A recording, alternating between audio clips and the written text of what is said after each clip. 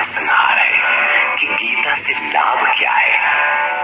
17वें अध्याय में आहार, तप, यज्ञ, दान तथा श्रद्धा का विभाग सहित स्वरूप बताया गया। उसी संदर्भ में त्याग के प्रकार शेष है। अर्जुन ने स्वयं एक प्रश्न रखा कि अर्जुन उवाच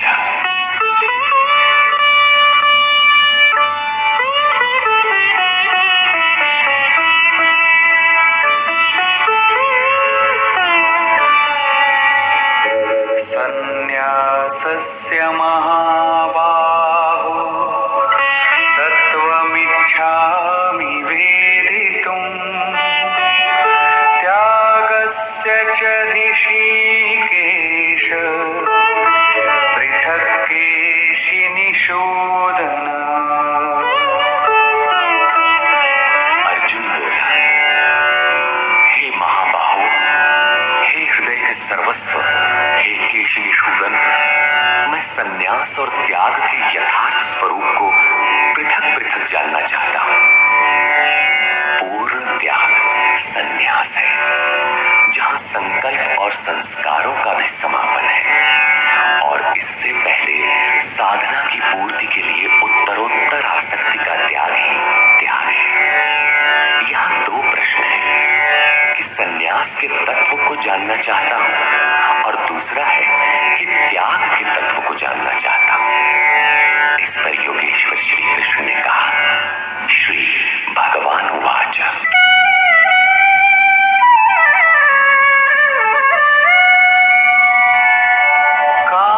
काम्यानां कर्मणां न्यासं सन्न्यासं कवयो विदुः सर्वकर्मफलत्यागं प्राहुस्त्यागं विचक्षणा।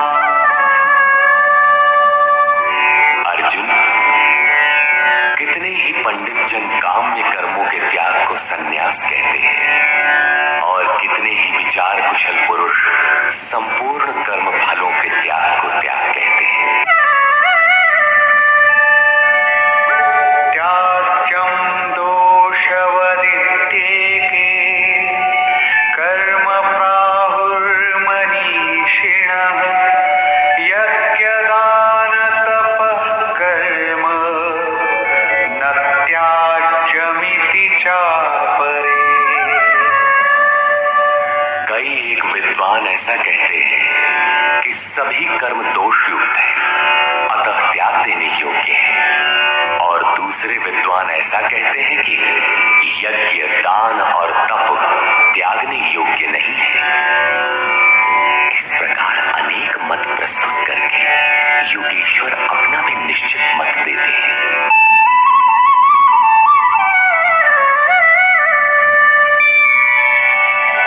निश्चयं शृणु मे तत्र त्यागे भरतसत्तम त्यागो हि पुरुषो व्याघ्र त्रिविधः संप्रकीर्तितः।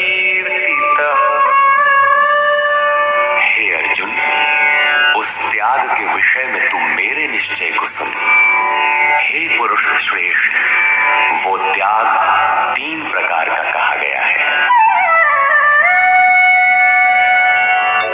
यज्ञदान तपः कर्म न त्याज्यं कार्यमेव तत् यज्ञोदानं तपश्चैव पावनानि मनीषिणाम्।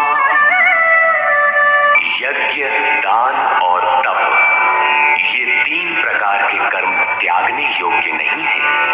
इन्हें तो करना ही चाहिए, क्योंकि यज्ञ, दान और तप तीनों ही पुरुषों को पवित्र करने वाले हैं। श्री कृष्ण ने 4 प्रचलित मतों का उल्लेख किया। पहला, काम्य कर्मों का त्याग। दूसरा, संपूर्ण कर्म फलों का त्याग।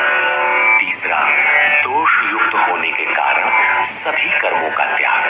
और चौथा मत था यज्ञ, दान और तप त्याग इस एक मत से अपनी सहमति प्रकट करते हुए कहा कि अर्जुन, मेरा भी ये निश्चित किया हुआ मत है कि यज्ञ, दान और तप रूप क्रिया त्यागने योग्य नहीं है। इससे सिद्ध है कि कृष्ण काल में भी कई मत प्रचलित थे जिनमें एक यथार्थ था।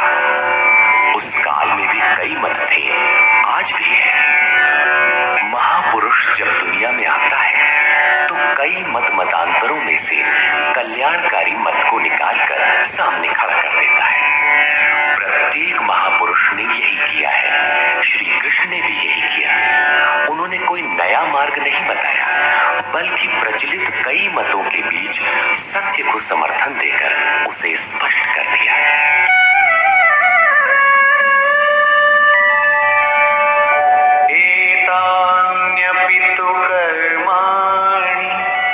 संगम त्यक्त्वा फलानि च कर्तव्यानीति मे पार्थ निश्चितं मतमुत्तमम्।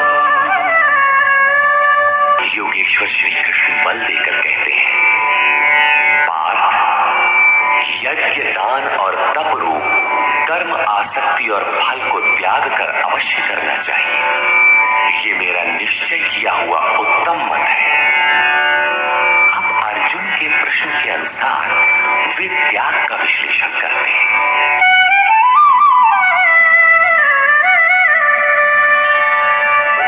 नियतस्य तु संन्यासः कर्मणो नोपपद्यते मोहान्तस्य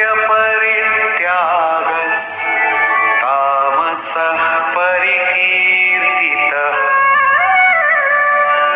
हे अर्जुन, नियत कर्म, श्री कृष्ण के शब्दों में नियत कर्म एक ही है, यज्ञ की प्रक्रिया। इस नियत शब्द को 8-10 बार योगेश्वर ने कहा। इस पर बार बार बल दिया कि कहीं साधक भटक कर दूसरा न करने लगे। इस शास्त्र विधि से निर्धारित कर्म का त्याग करना उचित नहीं। मोह से उसका त्याग करना तामस त्याग कहा गया है। सांसारिक विषय वस्तुओं की आसक्ति में फंसकर कार्यम कर्म अर्थात नियत कर्म एक दूसरे के पूरक है। इनका त्याग तामसी है। ऐसा पुरुष अधः गच्छति, कीट पतंग पर्यंत अधम योनियों में जाता है, क्योंकि उसने भजन की प्रवृत्तियों का त्याग कर दिया। अब राजस त्याग के विषय में बताते हैं। दुःखमित्येव यत्कर्म काय क्लेश भयात् त्यजेत् सकृत्वा राजसं त्यागं नैव त्यागफलं लभेत्। कर्म को दुखमय समझकर शारीरिक क्लेश के भय से उसका त्याग करने वाला व्यक्ति राजस त्याग को करके भी त्याग के फल को प्राप्त नहीं होता। जिससे भजन पार न लगे और काय क्लेश भयात्, इस भय से कर्म को त्याग दे कि शरीर को कष्ट होगा, उस मनुष्य का त्याग राजसी है। उसे त्याग का फल परम शांति नहीं प्राप्त होती। तथा कार्यमित्येव यत्कर्म नियतं क्रियतेऽर्जुन संगं त्यक्त्वा फलं चैव सत्यागः सात्विको मतः। हे अर्जुन, करना कर्तव्य है ऐसा समझकर जो नियतम शास्त्र विधि से निर्धारित किया हुआ कर्म संग दोष और फल को त्याग कर किया जाता है, वही सात्विक त्याग है। अतः नियत कर्म करें और इसके सिवाय जो कुछ है उसका त्याग कर दें। ये नियत कर्म भी क्या करते ही रहेंगे या कभी इसका भी त्याग होगा? इस पर कहते हैं अब अंतिम त्याग का रूप देखें।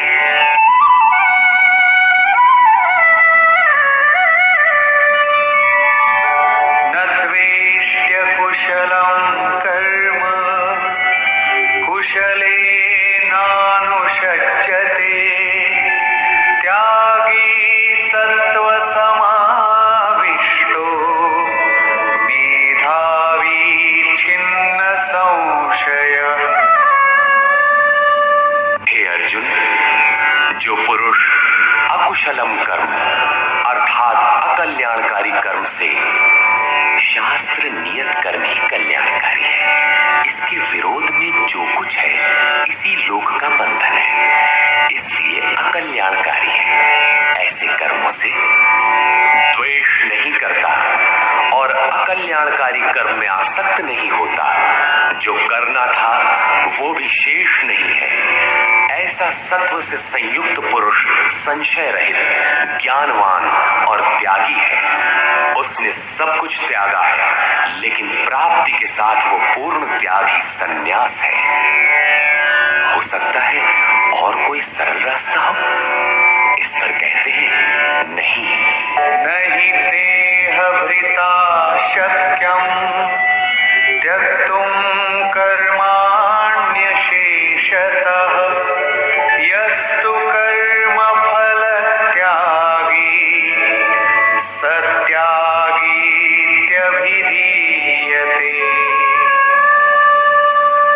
देहधारी पुरुषों के द्वारा अर्थात केवल शरीर ही नहीं जिसे आप देखते हैं, श्री कृष्ण के अनुसार प्रकृति से उत्पन्न सत रज तम तीनों गुण ही इस जीवात्मा को शरीरों में बांधते हैं। जब तक गुण जीवित है तब तक वो जीवधारी है। किसी न किसी रूप में शरीर परिवर्तित होता रहेगा, देह के कारण जब तक जीवित है। देहधारी पुरुषों के द्वारा संपूर्णता से सब कर्मों का त्याग संभव नहीं है। इसलिए जो पुरुष कर्म के फल का त्यागी है वही त्यागी है, ऐसा कहा जाता है। अतः जब तक शरीर के कारण जीवित हैं तब तक नियत कर्म करें और उनके फल का त्याग करें। बदले में किसी फल की कामना न करें। वैसे सकामी पुरुषों के कर्मों का फल भी होता है।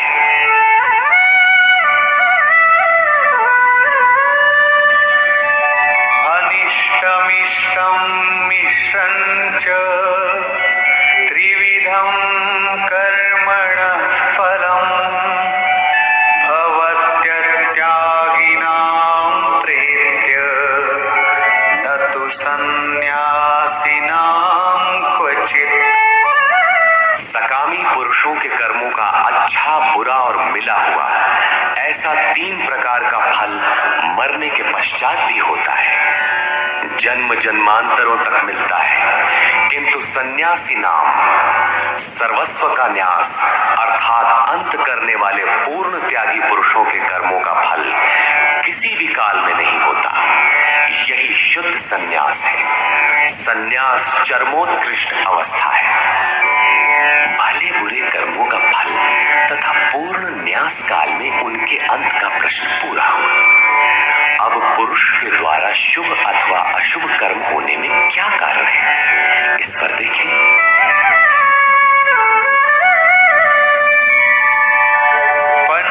पंचैतानि महाबाहो कारणानि निबोध मे सांख्ये कृतान्ते प्रोक्तानि सिद्धये सर्वकर्मणाम्।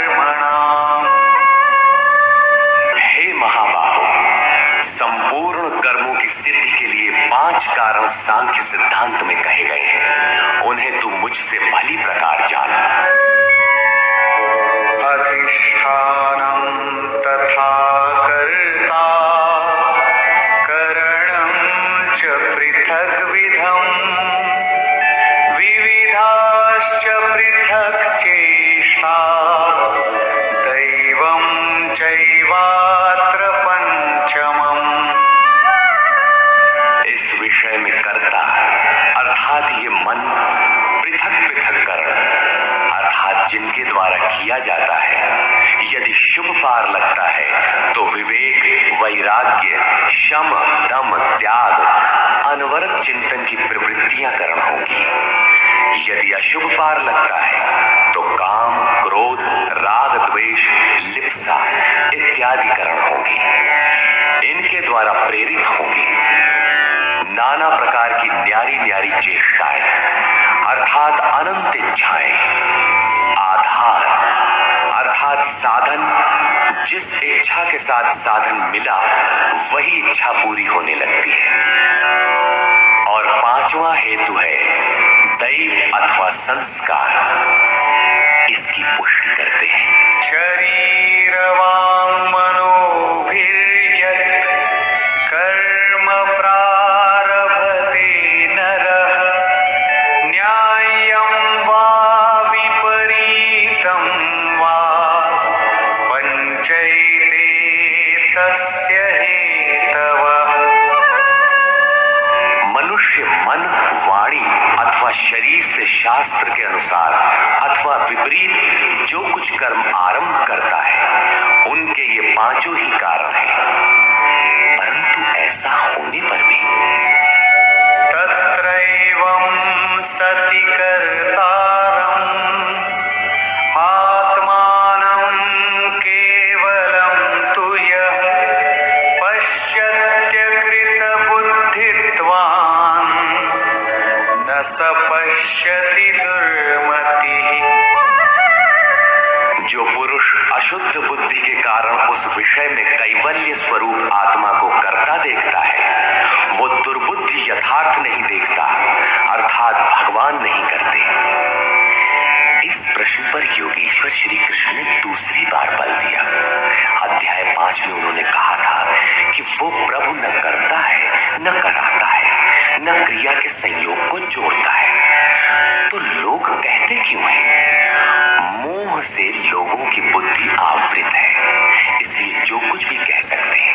यहां भी कहते हैं कर्म होने में 5 कारण हैं। उसके बावजूद भी जो कैवल्य स्वरूप परमात्मा को करता देखता है, वो मूल बुद्धि अर्थात दुर्बुद्धि यथार्थ नहीं देखता अर्थात भगवान नहीं करते। जबकि अर्जुन के लिए वे ताल ठोककर खड़े हो जाते हैं। निमित्त मात्रम भावम, कि करता धरता तो मैं हूं, तू निमित्त बनकर खड़ा भर रहे। अंततः वे महापुरुष कहना क्या चाहते हैं? वस्तुतः भगवान और प्रकृति के बीच एक आकर्षण रेखा है। जब तक साधक प्रकृति की सीमा में है, भगवान नहीं करते। बहुत समीप रहकर भी दृष्टा रूप में ही रहते हैं। अनन्य भाव से इष्ट को पकड़ने पर वे हृदय देश से संचालक बन जाते हैं। साधक प्रकृति की आकर्षण सीमा से निकलकर उनके क्षेत्र में आ जाता है। ऐसे अनुरागी के लिए वे ताल ठोककर सदैव खड़े रहते हैं। केवल उसी के लिए भगवान करते हैं। अतः चिंतन करें। प्रश्न पूरा हुआ। आगे देखें। यस्य नाहं कृतो भावो बुद्धिर्यस्य न लिप्यते हत्वापि स इमान् लोकान् न हन्ति न निबध्यते। जिस पुरुष के अंतःकरण में मैं करता हूं ऐसा भाव नहीं है तथा जिसकी बुद्धि लिबायमान नहीं होती, वो पुरुष इन सब लोगों को मारकर भी वास्तव में न तो मारता है और न बंधता है। लोक संबंधी संस्कारों का विलय ही लोक संहार है। अब उस नियत कर्म की प्रेरणा कैसे होती है, इस पर देखें।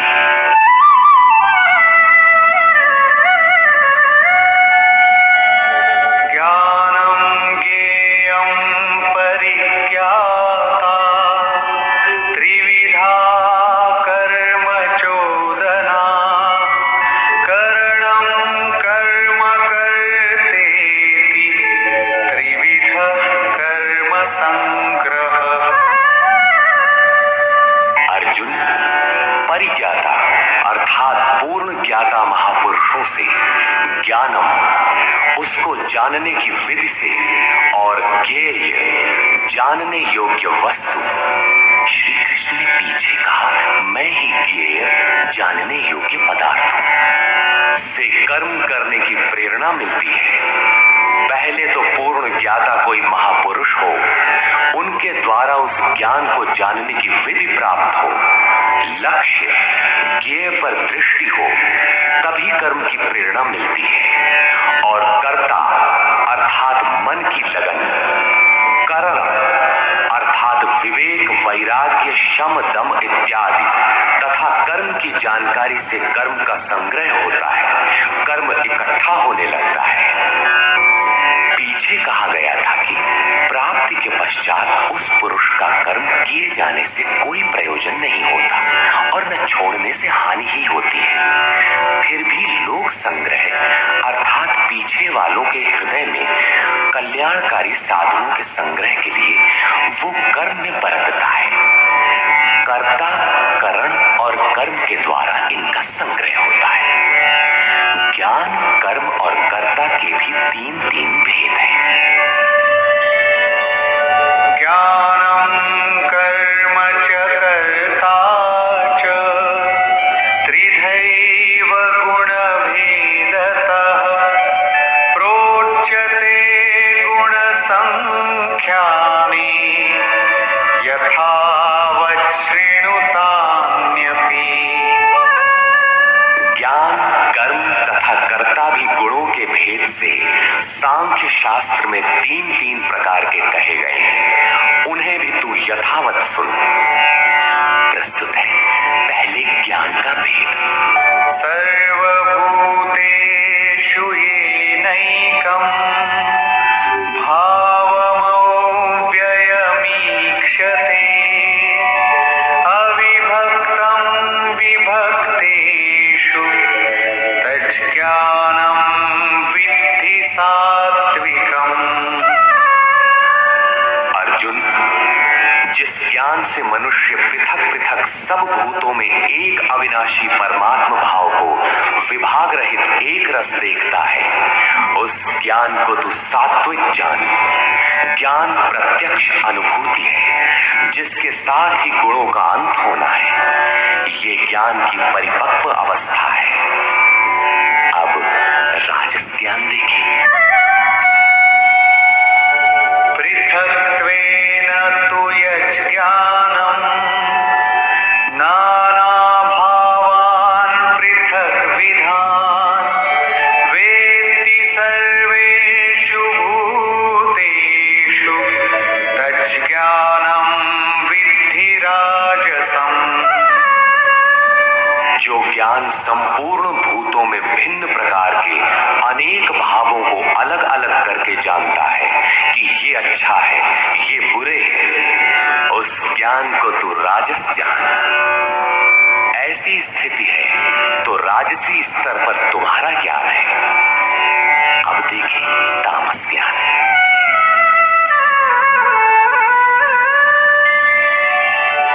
यत्तु कृत्स्नवदेकस्मिन् कार्ये सक्तमहैतुकम् अतत्त्वार्थवदल्पं च तत्तामसमुदाहृतम्। जो ज्ञान एकमात्र शरीर में ही संपूर्णता के सदृश आसक्त है, युक्ति रहित अर्थात जिसके पीछे कोई क्रिया नहीं है, तत्व के अर्थ स्वरूप परमात्मा की जानकारी से अलग करने वाला और तुच्छ है, वो ज्ञान तामस कहा जाता है। अब प्रस्तुत है कर्म के तीन भेद।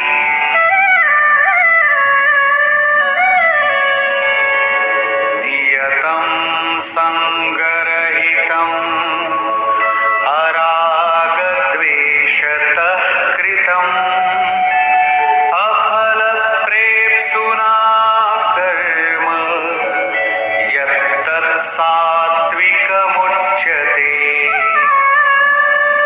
जो कर्म नियतम शास्त्र विधि से निर्धारित है, अन्य नहीं। संग दोष और फल को न चाहने वाले पुरुष द्वारा बिना राग द्वेष के किया जाता है, वो कर्म सात्विक कहा जाता है। नियत कर्म अर्थात आराधना चिंतन है जो परम में प्रवेश दिलाता है।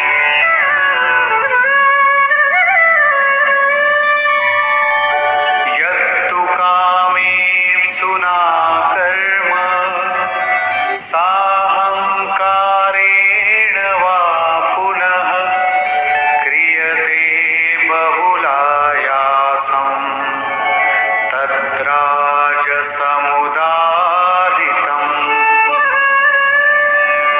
जो कर्म बहुत परिश्रम से युक्त है, फल को चाहने वाले और अहंकार युक्त पुरुष द्वारा किया जाता है, वो कर्म राजस कहा जाता है। ये पुरुष भी वही नियत कर्म करता है, किंतु अंतर मात्र इतना ही है कि फल की इच्छा और अहंकार से युक्त है, इसलिए उसके द्वारा होने वाले कर्म राजस है। अब देखिए तामस।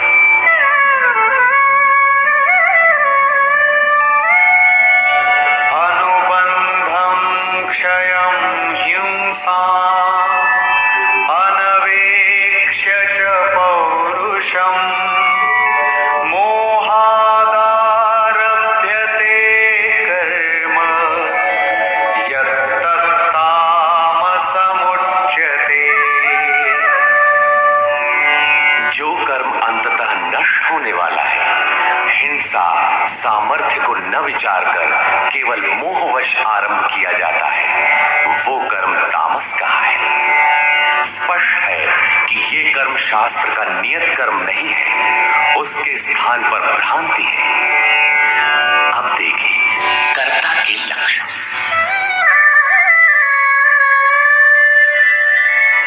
मुक्तसंगो नहं वादी धृत्युत्साह समन्वितः सिद्ध्यसिद्ध्योर्निर्विकारः कर्ता सात्विक उच्यते।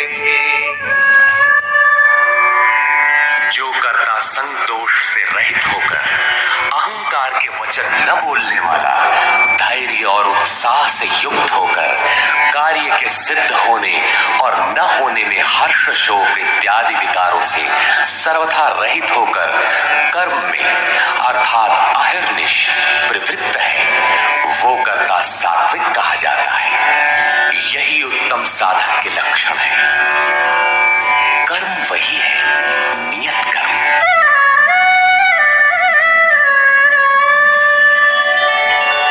रागी कर्म फल प्रेप्सुः लुब्धो हिंसात्मको शुचिः हर्ष शोकान्वितः कर्ता राजसः परिकीर्तितः। आसक्ति युक्त कर्मों के फल को चाहने वाला, लोलुप, आत्माओं को कष्ट देने वाला, अपवित्र और हर्ष शोक से जो लिप्त है, वो कर्ता राजस कहा गया है।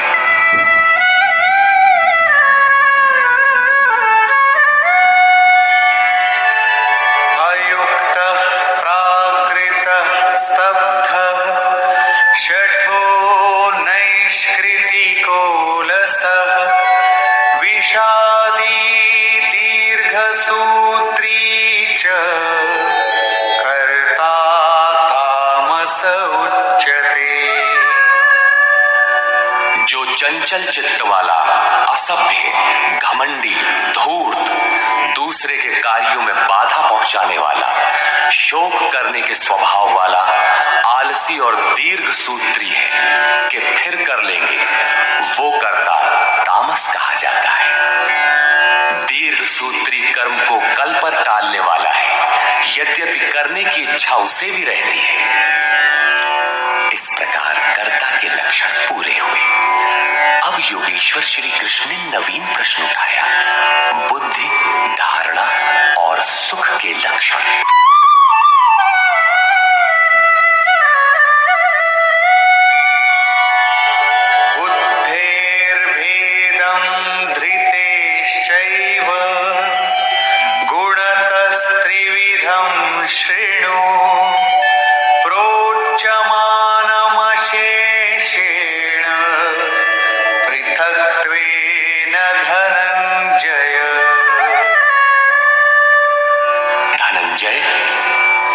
और धारणा शक्ति का भी गुणों के कारण 3 प्रकार का भेद संपूर्णता से विभाग पूर्वक मुझसे सुन।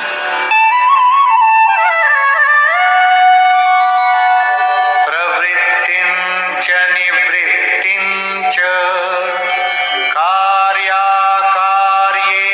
भयाभये बन्धं मोक्षं च या वेत्ति बुद्धिः सा पार्थ सात्विकी।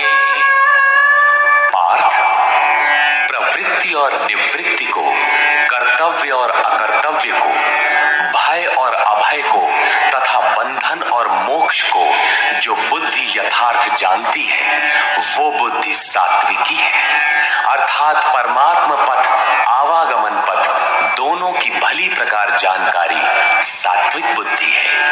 यथा यया धर्ममधर्मं च कार्यं चाकार्यमेव च अयथावत् प्रजानाति बुद्धिः सा पार्थ राजसी।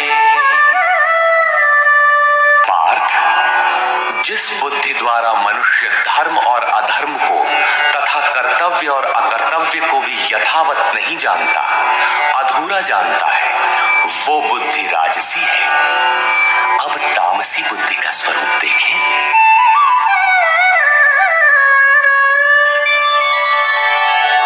अधर्मं धर्ममिति या मन्यते तमसावृता सर्वार्थान् विपरीतांश्च बुद्धिः सा पार्थ तामसी। पार्थ, तमोगुण से ढकी हुई जो बुद्धि अधर्म को धर्म मानती है तथा संपूर्ण हितों को विपरीत ही देखती है वो बुद्धि तामसी है। यहाँ श्लोक 30 से 32 तक बुद्धि के 3 भेद बताए गए। पहली बुद्धि तो किस कार्य से निवृत्त होना है और किस में प्रवृत्त होना है, कौन कर्तव्य है और कौन अकर्तव्य है, इसकी भली प्रकार जानकारी रखती है वो बुद्धि सात्विक है। जो कर्तव्य अकर्तव्य को धूमिल ढंग से जानती है, यथार्थ नहीं जानती, वो राजसी बुद्धि है। और अधर्म को धर्म, नश्वर को शाश्वत तथा हित को अहित इस प्रकार विपरीत जानकारी वाली बुद्धि तामसी है। इस प्रकार बुद्धि के भेद समाप्त हुए। अब प्रस्तुत है दूसरा प्रश्न। धृति, धारणा के 3 भेद।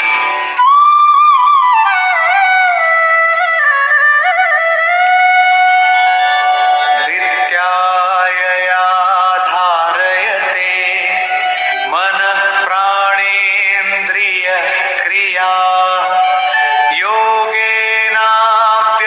योगेनाव्यभिचारिण्या धृतिः सा पार्थ सात्विकी। योगेन, यौगिक प्रक्रिया के द्वारा अव्यभिचारिणी, योग चिंतन के अलावा दूसरे किसी स्फुरण का आना व्यभिचार है, चित्त का बहक जाना व्यभिचार है।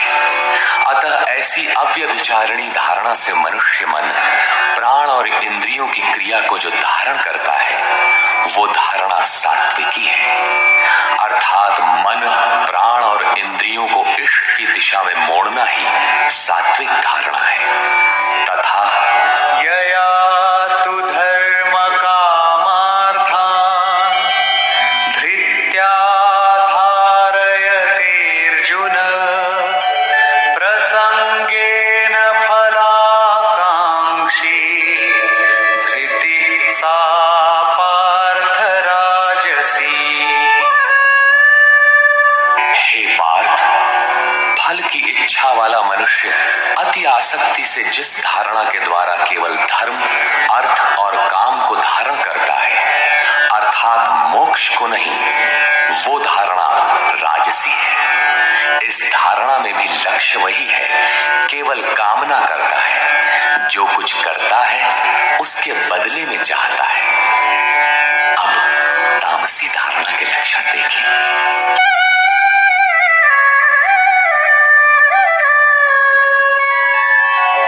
यया स्वप्नं भयं शोकं विषादं मदमेव च न विमुञ्चति दुर्मेधा धृतिः सा पार्थ तामसी।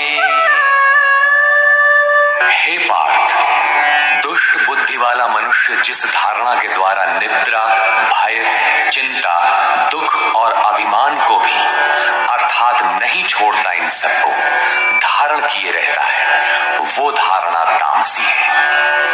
ये प्रश्न पूरा हुआ। अगला प्रश्न है सुख।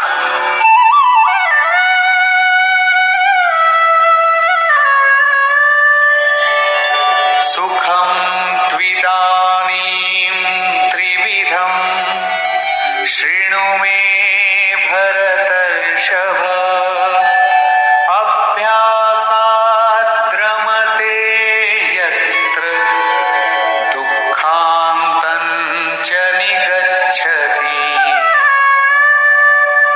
अर्जुन, अब सुख भी 3 प्रकार का मुझसे सुन। उनमें से जिस सुख में साधक अभ्यास से रमण करता है, अर्थात चित्त को समेटकर इष्ट में रमण करता है, और जो दुखों का अंत करने वाला है, तथा यत्तदग्रे विषमिव परिणामे मृतोपमम् तत्सुखं सात्विकं प्रोक्तम् आत्मबुद्धिप्रसादजम्।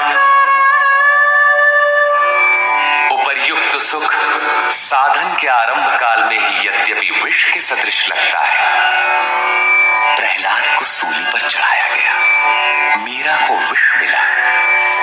कबीर कहते हैं, सुखिया सब संसार है, खाए और सोवे, दुखिया दास कबीर है, जागे और रोवे। अतः आरंभ में विष जैसा भासता है, परंतु परिणाम में अमृत तुल्य है, अमृत तत्व को दिलाने वाला है। अतः आत्म विषयक बुद्धि के प्रसाद से उत्पन्न हुआ सुख सात्विक कहा गया है। तथा विषयेन्द्रिय संयोगात् यत्तदग्रे मृतोपमम् परिणामे विषमिव तत्सुखं राजसं स्मृतम्। जो सुख विषय और इंद्रियों के संयोग से होता है, वो यद्यपि भोग काल में अमृत के सदृश लगता है, किंतु परिणाम में विष के सदृश है, क्योंकि जन्म मृत्यु का कारण है। वो सुख राजस कहा गया है। तथा यदग्रे चानुबन्धे च सुखं मोहनमात्मनः निद्रालस्य प्रमादोत्थं तत्तामसमुदारितम्। जो सुख भोग काल और परिणाम में भी आत्मा को मोह में डालने वाला है, निद्रा या निशा सर्वभूतानाम, जगत की निशा में अचेत रखने वाला है, आलस्य और व्यर्थ की चेष्टाओं से उत्पन्न वो सुख तामस कहा गया है। अब योगेश्वर श्री कृष्ण गुणों की पहुंच बताते हैं। न तदस्ति पृथिव्यां वा दिवि देवेषु वा पुनः सत्त्वं प्रकृतिजैर्मुक्तं यदेभिः स्यात् त्रिभिर्गुणैः। अर्जुन, पृथ्वी में, स्वर्ग में अथवा देवताओं में ऐसा कोई भी प्राणी नहीं जो प्रकृति से उत्पन्न हुए तीनों गुणों से रहित हो, अर्थात ब्रह्मा से लेकर कीट पतंग यावन मात्र जगत क्षण भंगुर मरने जीने वाला है, तीनों गुणों के अंतर्गत है, अर्थात देवता भी तीनों गुणों का विकार है, नश्वर है। यहां वाह्य देवताओं को योगेश्वर ने चौथी बार लिया। अध्याय 7, 9, 17 तथा यहाँ 18वें अध्याय में इन सब का एक ही अर्थ है कि देवता तीनों गुणों के अंतर्गत है। जो इन्हें भजता है नश्वर की पूजा करता है। भागवत में भी श्री ऋषभ देव जी के 9 योगीश्वर पुत्रों का प्रसिद्ध आख्यान है, जिसमें उपदेश देते हुए कहते हैं कि स्त्री पुरुष में प्रेम के लिए शंकर पार्वती की, आरोग्य के लिए अश्विनी कुमारों की, विजय के लिए इंद्र की तथा धन के लिए कुबेर की पूजा करें। इसी तरह विविध कामनाएं बताकर अंत में निर्णय देते हैं कि संपूर्ण कामनाओं की पूर्ति और मोक्ष के लिए तो एकमात्र नारायण की ही पूजा करनी चाहिए। तुलसी मूलहि सींचिए, फूलई फलई अघाई। अस्तु सर्वव्यापक प्रभु का स्मरण करें, जिसकी पूर्ति के लिए सद्गुरु की शरण, निष्कपट भाव से प्रश्न और सेवा एकमात्र उपाय है। आसुरी और दैवी संपद अंतःकरण की 2 वृत्तियां हैं, जिसमें दैवी संपद परम देव परमात्मा का दिग्दर्शन कराती है, इसलिए दैवी कही जाती है, किंतु ये भी तीनों गुणों के ही अंतर्गत है। गुण शांत होने के पश्चात इनकी भी शांति हो जाती है। तत्पश्चात उस आत्म तृप्त योगी के लिए कोई भी कर्तव्य शेष नहीं रह जाता। अब प्रस्तुत है पीछे से आरंभ हुआ प्रश्न, वर्ण व्यवस्था। वर्ण जन्म प्रधान है अथवा कर्मों से पाई जाने वाली अंतःकरण की योग्यता का नाम है। इस पर देखें। ब्राह्मण क्षत्रिय विशाम शूद्राणां च परन्तप कर्माणि प्रविभक्तानि स्वभाव प्रभवैर्गुणैः।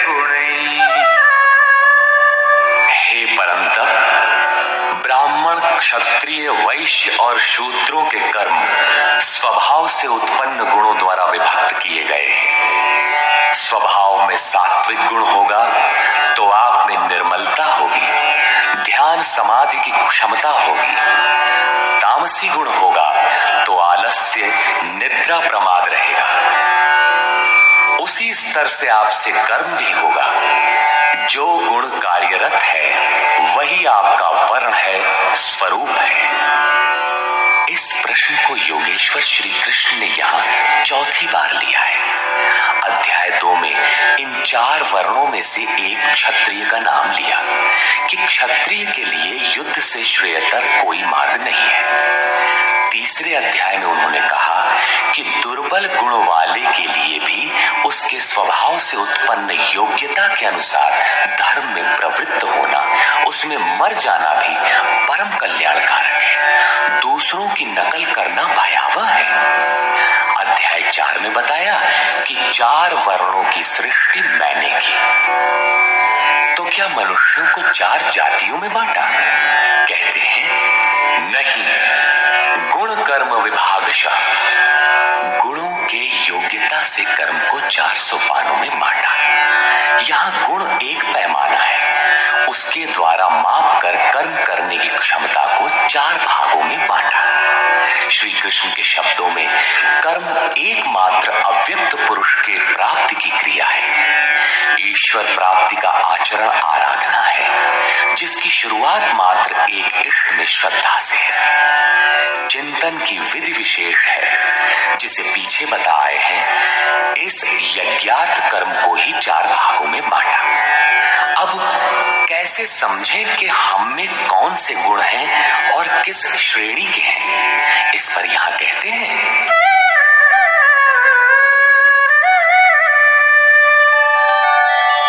शमोदमस्तपः शौचम् क्षान्तिरार्जवमेव च ज्ञानं विज्ञानमास्तिक्यम् ब्रह्मकर्म स्वभावजम्। मन का शमन, इंद्रियों का दमन, पूर्ण पवित्रता, मन, वाणी और शरीर को इष्ट के अनुरूप तपाना, क्षमा भाव, मन, इंद्रियों और शरीर की सर्वथा सरलता, आस्तिक बुद्धि अर्थात एक इष्ट में सच्ची आस्था, ज्ञान अर्थात परमात्मा की जानकारी का संचार, विज्ञान अर्थात परमात्मा से मिलने वाले निर्देशों की जागृति एवं उसके अनुसार चलने की क्षमता, ये सब स्वभाव से उत्पन्न हुए ब्राह्मण के कर्म हैं। अर्थात जब स्वभाव में ये योग्यताएं पाई जाएं, कर्म धारावाही होकर स्वभाव में ढल जाए, तो वो ब्राह्मण श्रेणी का करता है। तथा शौर्यं तेजो धृतिर्दाक्षम् युद्धे चाप्यपलायनम् दानमीश्वरभावश्च क्षात्रं कर्म स्वभावजम्। शूरवीरता, ईश्वरीय तेज का मिलना, धैर्य, चिंतन में दक्षता अर्थात कर्मसु कौशलम, कर्म करने में दक्षता, प्रकृति के संघर्ष से न भागने का स्वभाव, दान अर्थात सर्वस्व का समर्पण, सब भावों पर स्वामी भाव अर्थात ईश्वर भाव, ये सब क्षत्रिय के स्वभावजम, स्वभाव से उत्पन्न हुए कर्म हैं। स्वभाव में ये योग्यताएं पाई जाती हैं, तो वो कर्ता क्षत्रिय है। अब प्रस्तुत है वैश्य तथा शूद्र का स्वरूप।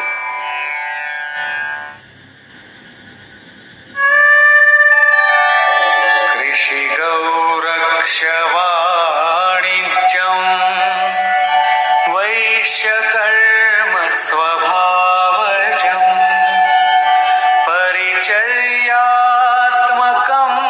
कर्म शूद्रस्यापि स्वभावजम्। कृषि, गोरक्षा और व्यवसाय वैश्य के स्वभावजन्य कर्म है।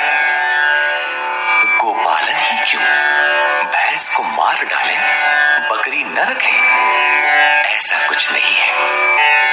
सुदूर वैदिक वाडहमय में गो शब्द अंतःकरण एवं इंद्रियों के लिए प्रचलित था। गोरक्षा का अर्थ है इंद्रियों की रक्षा। विवेक, वैराग्य, शम, दम के द्वारा इंद्रियां सुरक्षित होती हैं। काम, क्रोध, लोभ, मोह के द्वारा ये विभक्त हो जाती हैं, क्षीण हो जाती हैं। आत्मिक संपत्ति ही स्थिर संपत्ति है। ये अपना निज धन है, जो एक बार साथ हो जाने पर सदैव साथ देती है। प्रकृति के द्वंद्वों में से उनका शनैः शनैः संग्रह करना व्यवसाय है। विद्या धनम सर्वधन प्रधानम, इसे अर्जित करना वाणिज्य है। खेती, शरीर ही एक क्षेत्र है। इसके अंतराल में बोया हुआ बीज संस्कार रूप में भला बुरा जमता है। अर्जुन, इस निष्काम कर्म में बीज अर्थात आरंभ का नाश नहीं होता।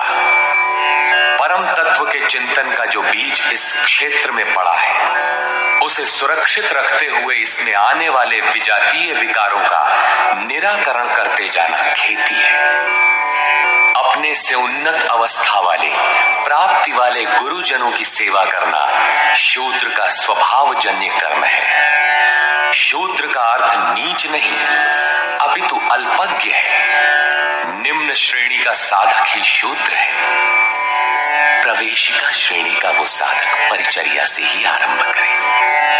स्वभाव परिवर्तनशील है। स्वभाव के परिवर्तन के साथ वर्ण परिवर्तन हो जाता है।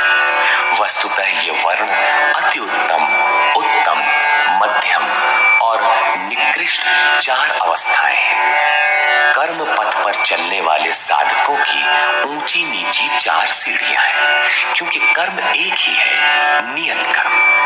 श्री कृष्ण कहते हैं कि परम सिद्धि की प्राप्ति का यही एक रास्ता है कि स्वभाव में जैसी योग्यता है वहीं से लगे। इसको देखें।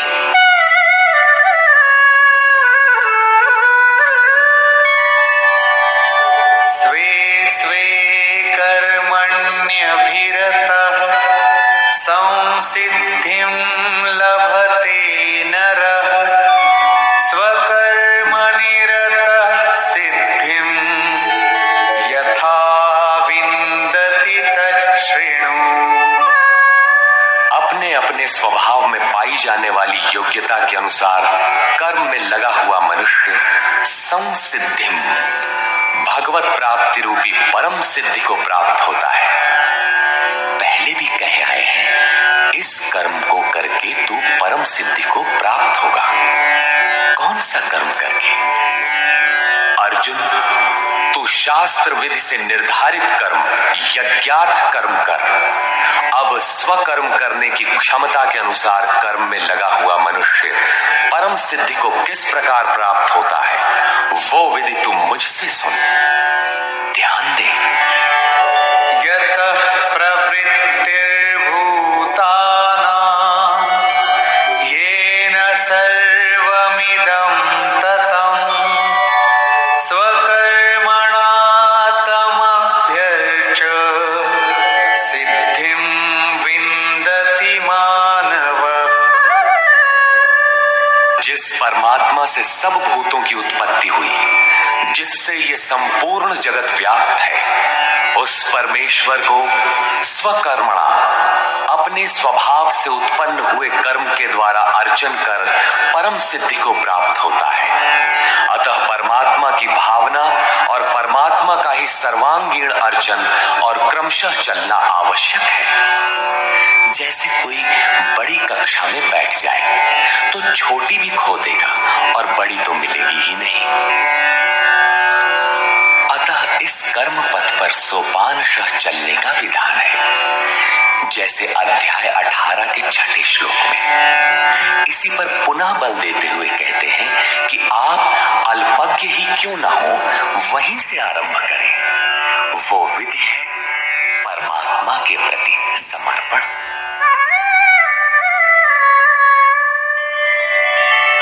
श्रेयान् स्वधर्मो विगुणः परधर्मात् स्वनुष्ठितात् स्वभावनियतं कर्म कुर्वन्नाप्नोति किल्बिषम्। अच्छी प्रकार अनुष्ठान किए हुए दूसरे के धर्म से गुण रहित भी स्वधर्म परम कल्याणकारक है। स्वभाव नियतम, स्वभाव से निर्धारित किया हुआ कर्म करता हुआ मनुष्य पाप अर्थात आवागमन को प्राप्त नहीं होता। प्रायः साधकों को उच्चाटन होने लगता है कि हम सेवा करते ही रहेंगे, वे तो ध्यानस्थ हैं, अच्छे गुणों के कारण उनका सम्मान है।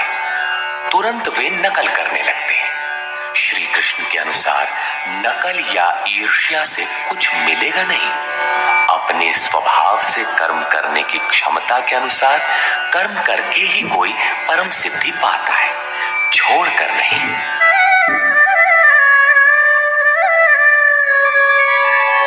सहजं कर्म कौन्तेय सदोषमपि न त्यजेत् सर्वारम्भा हि दोषेण धूमेनाग्निरिवावृता। कौन्तेय, दोष युक्त अल्पज्ञ अवस्था वाला है तो सिद्ध है कि अभी दोषों का बाहुल्य है। ऐसा दोषयुक्त भी सहजम कर्म, स्वभाव से उत्पन्न सहज कर्म को नहीं त्यागना चाहिए, क्योंकि धुएं से अग्नि के सदृश सभी कर्म किसी न किसी दोष से आवृत्त हैं। ब्राह्मण श्रेणी ही सही, कर्म तो करना पड़ रहा है। स्थिति नहीं मिली तब तक दोष विद्यमान है, प्रकृति का आवरण विद्यमान है। दोषों का अंत वहां होगा जहां ब्राह्मण श्रेणी का कर्म भी ब्रह्म में प्रवेश के साथ विलय हो जाता है। उस प्राप्ति वाले का लक्षण क्या है जहां कर्मों से प्रयोजन नहीं रह जाता?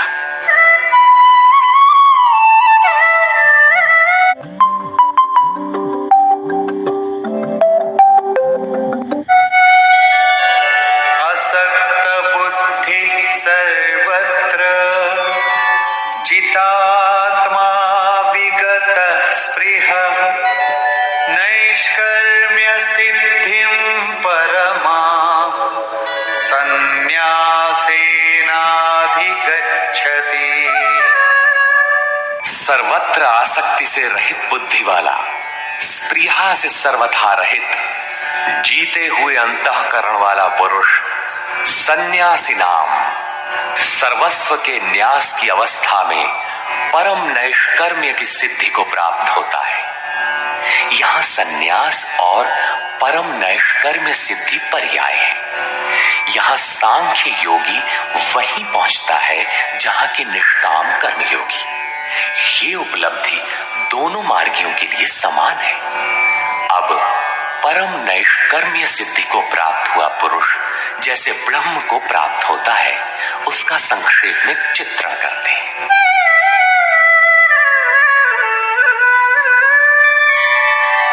सिद्धिं प्राप्तो यथा ब्रह्म तथाप्नोति निबोध मे। समासेनैव कौन्तेय निष्ठा ज्ञानस्य या परा। कौन्तेय, जो ज्ञान की परानिष्ठा है, पराकाष्ठा है, उस परम सिद्धि को प्राप्त हुआ पुरुष ब्रह्म को जैसे प्राप्त होता है, उस विधि को तू मुझसे संक्षेप में जान। अगले श्लोक में वही विधि बता रहे हैं, ध्यान दें। बुद्ध्या विशुद्धया युक्तो धृत्यात्मानं नियम्य च शब्दादीन् विषयांस् त्यक्त्वा रागद्वेषौ व्युदस्य च विविक्तसेवी लघ्वाशी यतवाक्कायमानसः ध्यानयोगपरो नित्यं वैराग्यं समुपाश्रितः। अर्जुन, विशेष रूप से शुद्ध बुद्धि से युक्त एकांत और शुभ देश का सेवन करने वाला, साधना में जितना सहायक हो उतना ही आहार करने वाला, जीते हुए मन, वाणी और शरीर वाला, दृढ़ वैराग्य को भली प्रकार प्राप्त हुआ पुरुष निरंतर ध्यान योग के परायण और ऐसी धारणा से युक्त, अर्थात इसी सब को धारण करने वाला तथा अंतःकरण को वश में करके शब्दादिक विषयों को त्याग कर राग द्वेष को नष्ट करके तथा अहंकारं बलं दर्पं कामं क्रोधं परिग्रहं विमुच्य निर्ममः शान्तो ब्रह्मभूयाय कल्पते। अहंकार, बल, घमंड, काम, क्रोध, बाह्य वस्तुओं और आंतरिक चिंतनों का त्याग कर ममता रहित शांत अंतःकरण हुआ पुरुष पर ब्रह्म के साथ एक ही भाव होने के लिए योग्य होता है। आगे देखें।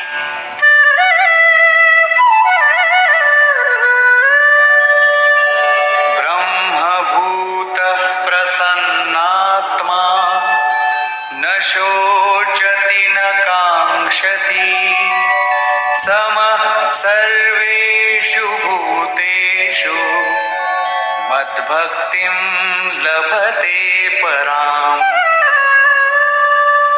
ब्रह्म के साथ एक ही भाव होने की योग्यता वाला वो प्रसन्न चित्त पुरुष न तो किसी वस्तु के लिए शोक करता है और न किसी की आकांक्षा ही करता है। सब भूतों में समभाव हुआ वो भक्ति की पराकाष्ठा पर है। भक्ति अपना परिणाम देने की स्थिति में है जहां ब्रह्म में प्रवेश मिलता है। अब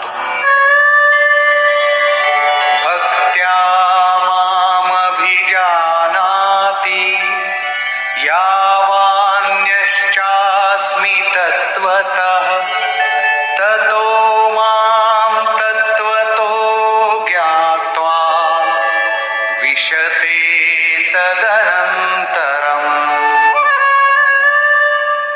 उस पराभक्ति के द्वारा वो मुझे तत्व से भली प्रकार जानता है। वो तत्व है क्या? मैं जो और जिस प्रभाव वाला हूं, अजर अमर शाश्वत जिन अलौकिक गुण धर्मों वाला हूं, उसे जानता है और मुझे तत्व से जानकर तत्काल ही मुझ में प्रवेश कर जाता है। प्राप्ति काल में तो भगवान दिखाई पड़ते हैं और प्राप्ति के ठीक बाद तत्क्षण वो अपने ही आत्म स्वरूप को उन ईश्वरीय गुण धर्मों से युक्त पाता है कि आत्मा ही अजर अमर शाश्वत अव्यक्त और सनातन है। अहंकार, बल, दर्प, काम, क्रोध, मद, मोह इत्यादि प्रकृति में गिराने वाले विकार जब सर्वथा शांत हो जाते हैं और विवेक, वैराग्य, शम, दम, एकांत सेवन, ध्यान इत्यादि ब्रह्म में प्रवेश दिलाने वाली योग्यताएं जब पूर्णतया परिपक्व हो जाती हैं, उस समय वो ब्रह्म को जानने योग्य होता है। उस योग्यता का नाम ही पराभक्ति है। इसी योग्यता द्वारा वो तत्व को जानता है। तत्व है क्या? मुझे जानता है। भगवान जो है, जिन विभूतियों से युक्त है, उसे जानता है और मुझे जानकर तत्क्षण मुझ में ही स्थित हो जाता है। अर्थात ब्रह्म, तत्व, ईश्वर, परमात्मा और आत्मा एक दूसरे के पर्याय हैं। एक की जानकारी के साथ ही इन सब की जानकारी हो जाती है। यही परम सिद्धि, परम गति, परम धाम भी है। अतः गीता का दृढ़ निश्चय है कि संन्यास और निष्काम कर्म योग दोनों ही परिस्थितियों में परम नैष्कर्म्य सिद्धि को पाने के लिए नियत कर्म अर्थात चिंतन अनिवार्य है। अब तक तो सन्यासी के लिए भजन चिंतन पर बल दिया और अब समर्पण कहकर उसी वार्ता को निष्काम कर्मयोगी के लिए भी कहते हैं।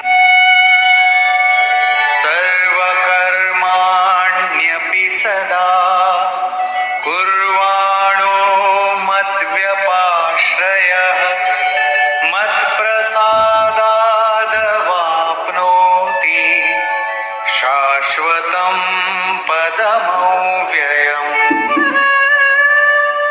मुझ पर विशेष रूप से आश्रित हुआ पुरुष संपूर्ण कर्मों को सदा करता हुआ, लेश मात्र भी त्रुटि न रख कर करता हुआ, मेरे कृपा प्रसाद से शाश्वत अविनाशी परम पद को प्राप्त होता है।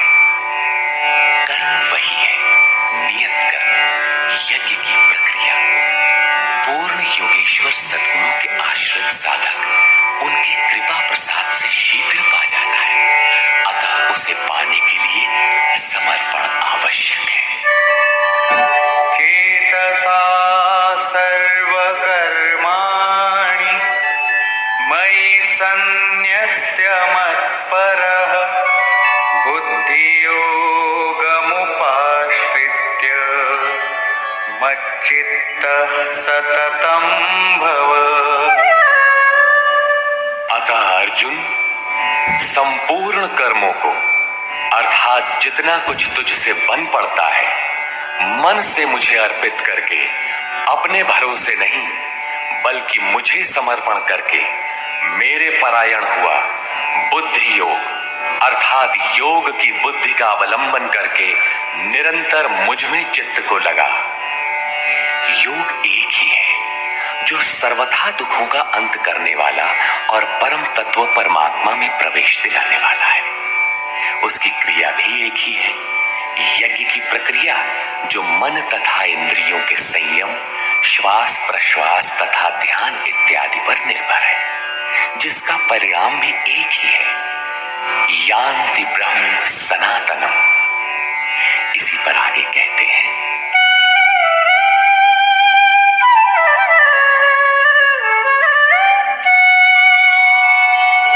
मच्चित्तः सर्वदुर्गाणि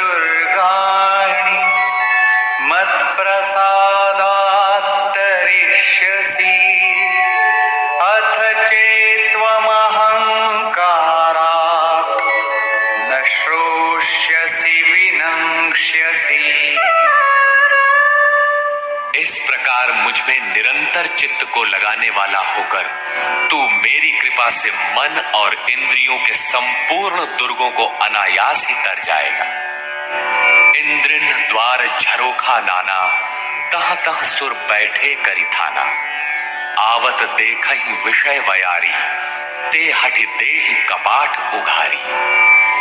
ये ही दुर्जय दुर्ग है, मेरी कृपा से तू इन बाधाओं का अतिक्रमण कर जाएगा। किंतु अहंकारवश यदि तू मेरे वचनों को नहीं सुनेगा तो विनष्ट हो जाएगा, परमार्थ से च्युत हो जाएगा। पुनः इसी पर बल देते हैं, यदहंकारमाश्रित्य न योत्स्य इति मन्यसे। मिथ्यैष व्यवसायस्ते प्रकृतिस्त्वां नियोक्ष्यति। जो तू अहंकार का आश्रय लेकर ऐसा मानता है कि युद्ध नहीं करूंगा, तो ये तेरा निश्चय मिथ्या है, क्योंकि तेरा स्वभाव तुझे बलात् युद्ध में लगा देगा। स्वभावजेन कौन्तेय निबद्धः स्वेन कर्मणा। कर्तुं नेच्छसि यन्मोहात् करिष्यस्य वशोऽपि तत्। कौन्तेय, मोहवश तू जिस कर्म को नहीं करना चाहता उसको भी अपने स्वभाव से उत्पन्न हुए कर्म से बंधा हुआ परवश होकर करेगा। प्रकृति के संघर्ष से न भागने का तुम्हारा क्षत्रिय श्रेणी का स्वभाव तुम्हें बरबस कर्म में लगाएगा। प्रश्न पूरा हुआ। अब वो ईश्वर रहता कहां है, इस पर कहते हैं, ईश्वरः सर्वभूतानां हृद्देशेऽर्जुन तिष्ठति। भ्रामयन् सर्वभूतानि यन्त्रारूढानि मायया। अर्जुन, वो ईश्वर संपूर्ण भूत प्राणियों के हृदय देश में निवास करता है। इतना समीप है तो लोग जानते क्यों नहीं? माया रूपी यंत्र में आरूढ़ होकर सब लोग भ्रमवश चक्कर लगाते ही रहते हैं, इसलिए नहीं जानते। ये यंत्र बड़ा बाधक है जो बार बार नश्वर कलेवरों अर्थात शरीरों में घुमाता रहता है।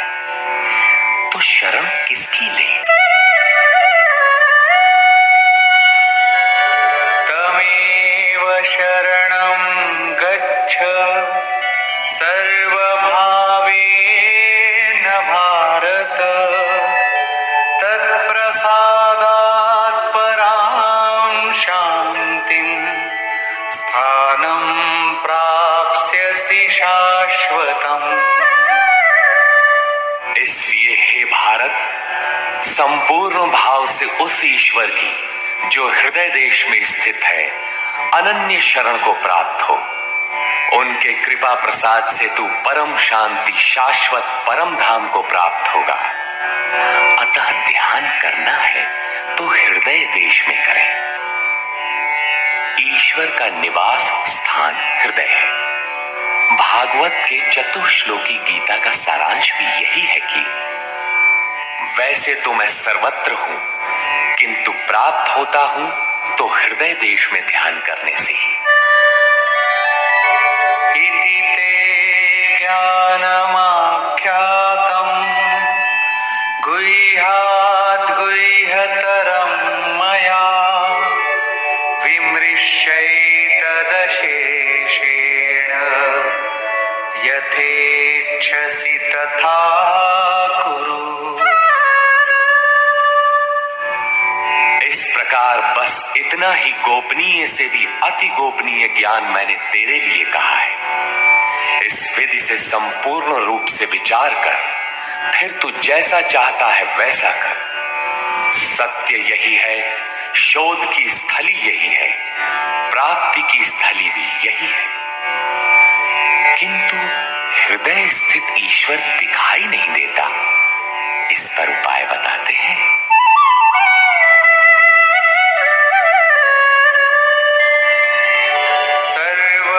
सर्वगुह्यतमं भूयः शृणु मे परमं वचः। इष्टोऽसि मे दृढमिति ततो वक्ष्यामि ते हितम्।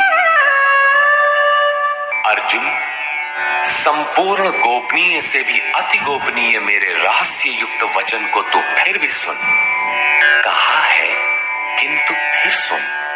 साधक के लिए इष्ट सदैव खड़े रहते हैं। क्योंकि तू मेरा अतिशय प्रिय है, इसलिए ये परम हितकारक वचन मैं तेरे लिए फिर भी कहूंगा। वो है क्या?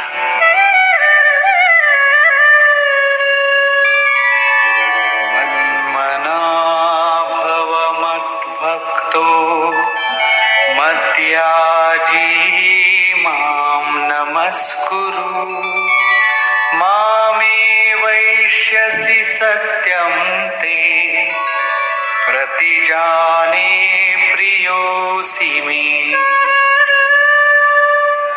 अर्जुन, तू मेरे में ही अनन्य मन वाला हो, मेरा अनन्य भक्त हो, मेरे प्रति श्रद्धा से पूर्ण हो। मेरे समर्पण में अश्रुपात होने लगे। मेरे को ही नमन कर। ऐसा करने से तू मेरे को ही प्राप्त होगा। ये मैं तेरे लिए सत्य प्रतिज्ञा करके कहता हूं, क्योंकि तू मेरा अत्यंत प्रिय है। पीछे बताया ईश्वर हृदय देश में है, उसकी शरण में जा। यहां कहते हैं मेरी शरण आ। ये अति गोपनीय रहस्य युक्त वचन सुन कि मेरी शरण आओ। वास्तव में योगेश्वर श्री कृष्ण कहना क्या चाहते हैं?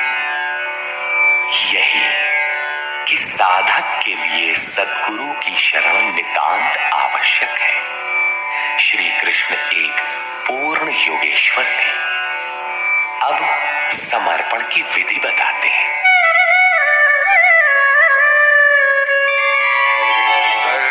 सर्वधर्मान् परित्यज्य मामेकं शरणं व्रज। अहं त्वा सर्वपापेभ्यो मोक्षयिष्यामि मा शुचः। संपूर्ण धर्मों को त्याग कर, अर्थात मैं ब्राह्मण श्रेणी का करता हूं या शूद्र श्रेणी का, क्षत्रिय हूं अथवा वैश्य, इसके विचार को त्याग कर केवल एक मेरी अनन्य शरण को प्राप्त हो। मैं तुझे संपूर्ण पापों से मुक्त करा दूंगा। तू शोक मत कर। इन सब ब्राह्मण क्षत्रिय इत्यादि वर्णों का विचार न कर कि इस कर्म पथ में किस स्तर का हूं।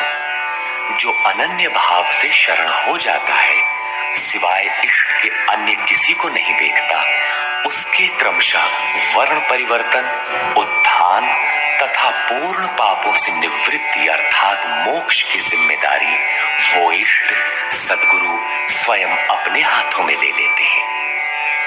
प्रत्येक महापुरुष ने यही कहा। शास्त्र जब लिखने में आ जाता है तो लगता है कि ये सबके लिए है, किंतु है वस्तुतः श्रद्धावान के लिए ही। अर्जुन अधिकारी था, अतः उसे बल देकर कहा। अब योगेश्वर स्वयं निर्णय देते हैं कि इसके अधिकारी कौन है। इदन्ते न तपस्काय न भक्ताय कदाचन न चाशुश्रूषवे वाच्यं न च मां योऽभ्यसूयति।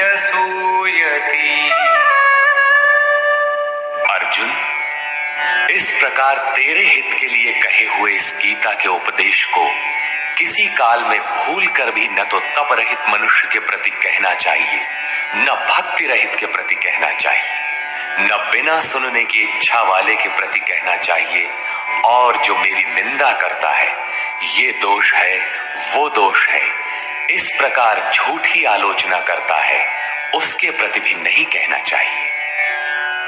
महापुरुष ही तो थे जिनके समक्ष स्तुतिकर्ताओं के साथ साथ कतिपय निंदक भी रहे होंगे। इनसे तो नहीं कहना चाहिए, किंतु प्रश्न स्वाभाविक है कि कहा किससे जाए। इस पर देखें।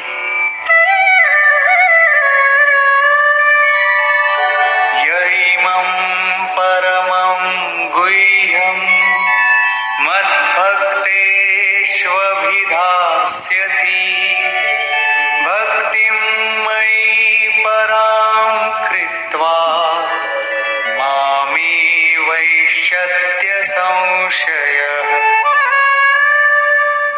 जो मनुष्य मुझ में परम प्रेम करके इस परम रहस्य युक्त गीता के उपदेश को मेरे भक्तों में कहेगा, वो निसंदेह मुझे ही प्राप्त होगा।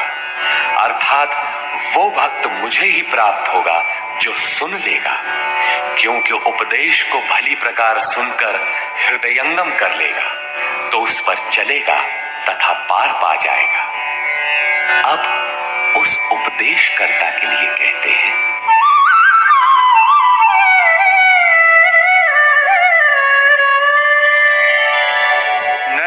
तस्मान् मनुष्येषु कश्चिन्मे प्रियकृत्तमः भविता न च मे तस्मात् अन्यः प्रियतरो भुवि।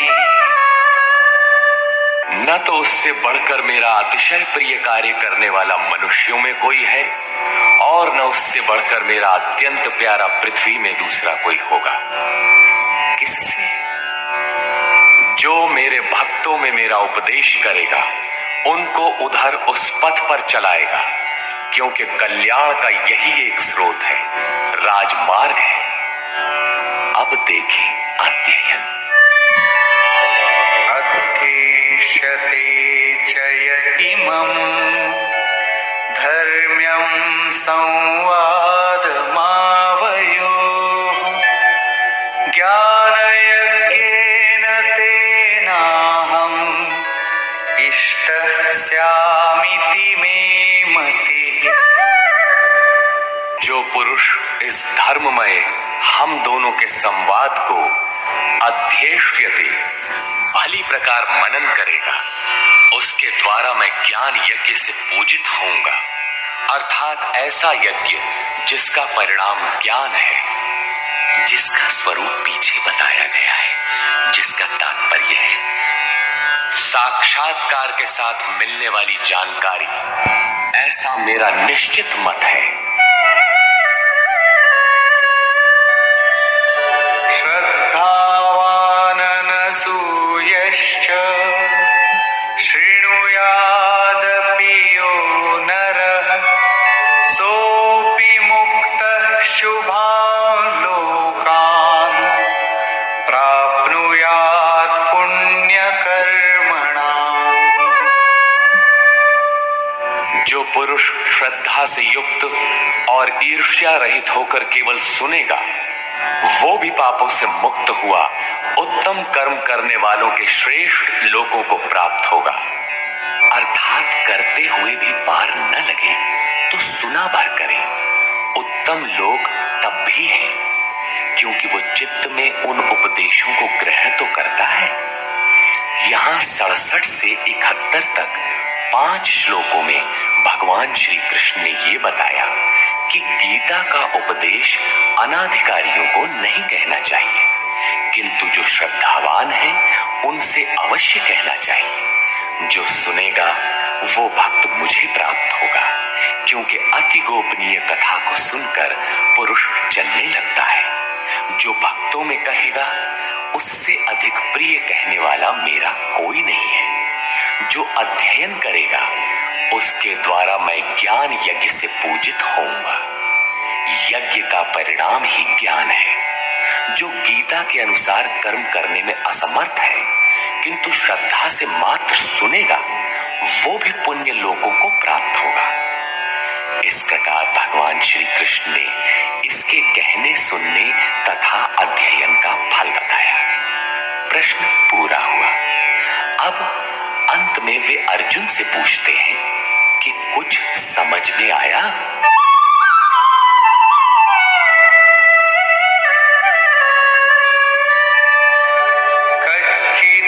कच्चिदेतच्छ्रितं पार्थ त्वयैकाग्रेण चेतसा कच्चिदज्ञानसम्मोहः प्रनष्टस्ते धनञ्जय।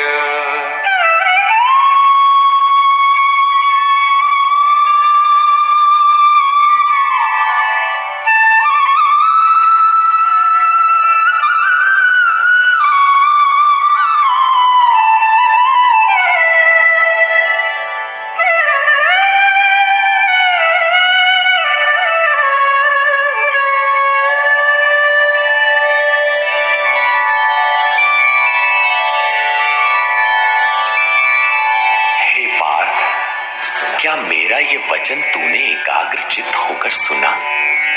क्या तेरा अज्ञान से उत्पन्न मोह नष्ट हुआ? इस पर अर्जुन बोला, अर्जुना उवाच।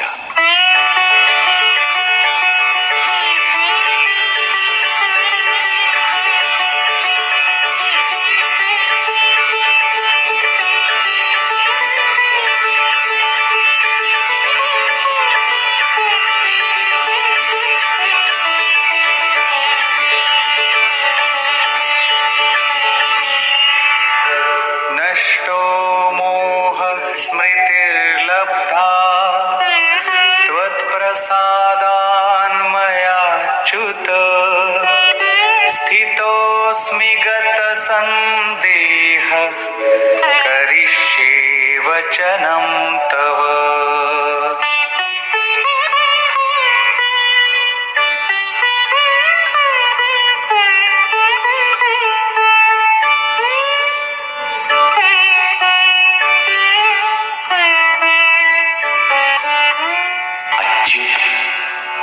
अर्थात जो सत्य से कभी च्युत नहीं होते। आपकी कृपा से मेरा मोह नष्ट हो गया है, मुझे स्मृति प्राप्त हुई है। मुझे याद है अब मैं संशय रहित हुआ स्थित हूं और आपकी आज्ञा का पालन करूंगा। अर्जुन का समाधान हो गया। साथ ही योगेश्वर श्री कृष्ण के श्रीमुख से निःसृत वाणी का उपसंहार हुआ। इस पर संजय बोला, 11वें अध्याय में विराट रूप का दर्शन करा लेने पर योगेश्वर श्री कृष्ण ने कहा था कि अर्जुन, अनन्य भक्ति के द्वारा मैं इस प्रकार देखने को जैसा तूने देखा है तत्व से जानने तथा प्रवेश करने को सुलभ हूं। अध्याय 11 के 54वें श्लोक में इस प्रकार दर्शन करने वाले साक्षात मेरे स्वरूप को प्राप्त हो जाते हैं। और यहां भी अर्जुन से पूछते हैं कि क्या तुम्हारा मोह नष्ट हुआ? अर्जुन ने कहा कि मेरा मोह नष्ट हो गया, मैं अपनी स्मृति को प्राप्त हो गया हूं। आप जो कहते हैं वही करूंगा। दर्शन के साथ तो अर्जुन को मुक्त हो जाना चाहिए था। वस्तुतः अर्जुन को तो जो होना था हो गया, किंतु शास्त्र भविष्य में आने वाली पीढ़ी के लिए होता है, उसका उपयोग आप सबके लिए है। संजय उवाच।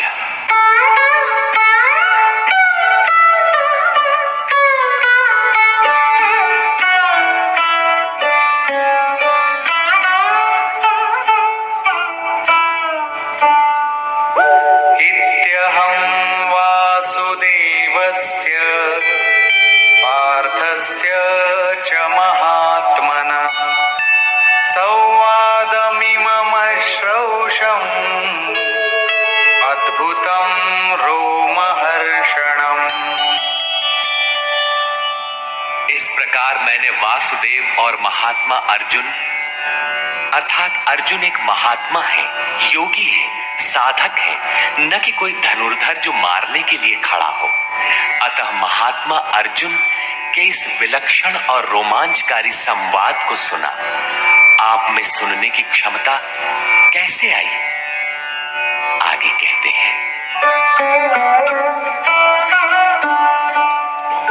व्यासप्रसादाच्छ्रितवान् एतत् गुह्यमहं परम् योगं योगेश्वरात् कृष्णात् साक्षात् कथयतः स्वयम्।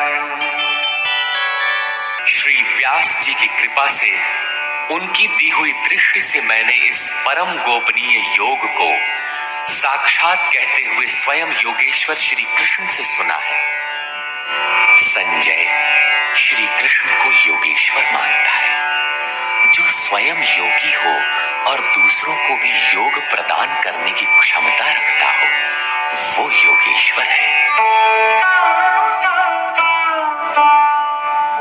राजन् संस्मृत्य संस्मृत्य संवादमिममद्भुतम् केशवार्जुनयोः पुण्यम् इष्यामि च मुहुर्मुहुः। हे राजन धृतराष्ट्र, केशव और अर्जुन के इस परम कल्याणकारक और अद्भुत संवाद को पुनः स्मरण करके मैं बारंबार हर्षित हो रहा। अतः इस संवाद को सदैव स्मरण करना चाहिए और इसी स्मृति से प्रसन्न रहना चाहिए। अब उनके स्वरूप का स्मरण कर संजय कहते हैं,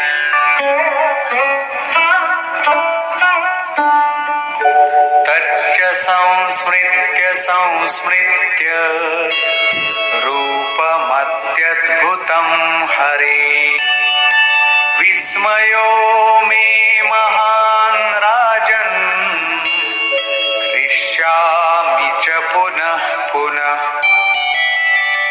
हे राजन, हरि के अर्थात जो शुभाशुभ सर्व का हरण कर स्वयं शेष रहते हैं, उन हरि के अति अद्भुत रूप को पुनः पुनः स्मरण करके मेरे चित्त में महान आश्चर्य होता है और मैं बारंबार हर्षित होता हूं।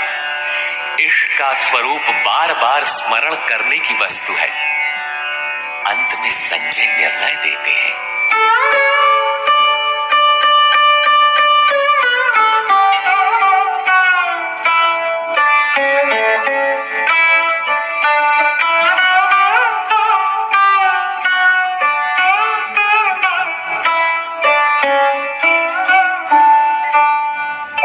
यत्र योगेश्वरः कृष्णो यत्र पार्थो धनुर्धरः तत्र